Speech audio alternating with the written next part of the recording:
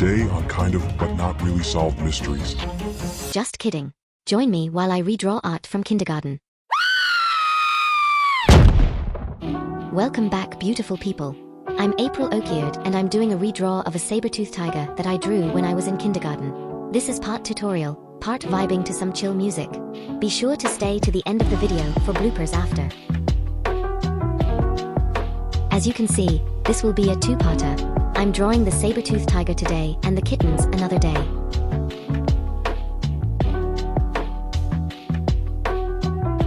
I can't draw a tiger, saber-tooth, or otherwise.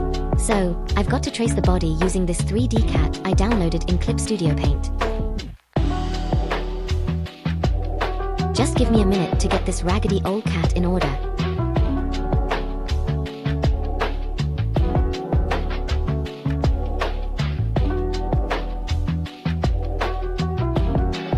I personally think I trace objects better when I turn the opacity down quite a bit on the 3D models. How about you?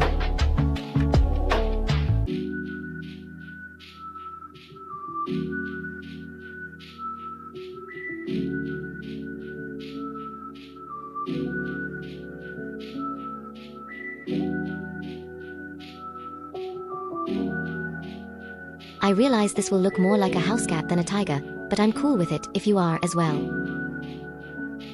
Now that the outline is finished, we have the background to do. It's a simple grass field with a tree and a tiny bit of a blue sky. This is definitely a more cartoonish saber-toothed tiger, so the same style and effort are going into the tree. This also means I'm not putting too much effort into drawing out individual leaves. Under the decoration tool, I select leaves and pick a color. I do a light top layer of leaves, before going back and picking a darker color to add some depth. Something about this doesn't look right. This tree has too much junk in the trunk. Some of it needs to go to the branches. There, now the trunk isn't overloaded with junk. It is now a respectful amount of junk. I am of course kidding. Everyone's trunk is beautiful, whether you have a lot of junk or a little.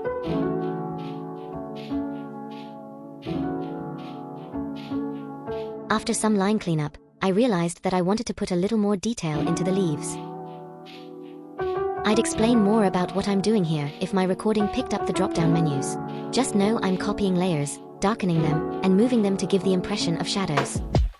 Now, under the decoration tool, I select this effect, which, I don't know what the brush is called, but it creates a spray effect.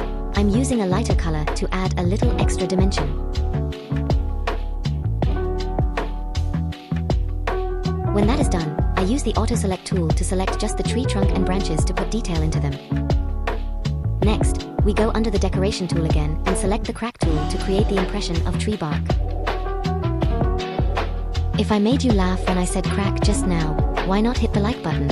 You could subscribe too, while you're at it. Now, let's put some detail into our feline friend. Like I'd mentioned before, I can't really draw a tiger, so working on the face was a little tricky for me.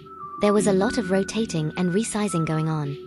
Now, here is a brief demonstration on merging layers for anyone unfamiliar with Clip Studio Paint. I want to create identical tusks, so I draw one on its own layer. Then I type Ctrl-C to copy and Ctrl-V to paste. I move that new layer into place, clean it up, and I confirm which layers I want to merge, making sure I select whichever one is on top. Then, I click this icon, which merges it with the layer below. Now they're together and can be moved as a single layer. Time for color. I'm sticking with bright yellow fur and green eyes, because why the hell not? My original had black spots on it, so I'm using the textured pen to create them. It looks more interesting than just plain black circles. After that, we'll be moving on to add the base color to the ground and the sky. For my next trick, I select the decoration tool again, and I'm in search of some grass, my man. Fortunately, I'm able to find it and pick a deeper green to use while I sprinkle the grass all over the grass, making the grass grassier, gracious. Now, after some cleanup, we go back to the decoration tool so we can make some clouds. Start with a layer of grayish clouds, and then add another layer that is brighter. Now for the title. I'm curious how I, a child of the 1900s, would have any idea how loud a saber-toothed tiger was. It was probably something my mind picked up from watching the Flintstones. That was definitely a favorite when I was little. It came on at 8 p.m. on Cartoon Network when I was in elementary school. Here's the finished product. Of course, it's not great. I'm not aiming for perfection here. I'm just having fun. And if you got this far, drop your favorite feline emoji in the comments. Now, time for bloopers.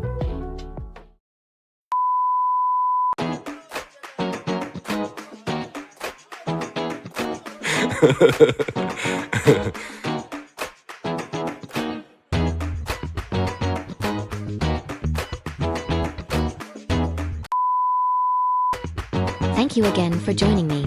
Don't forget to subscribe and follow me on any of these other platforms.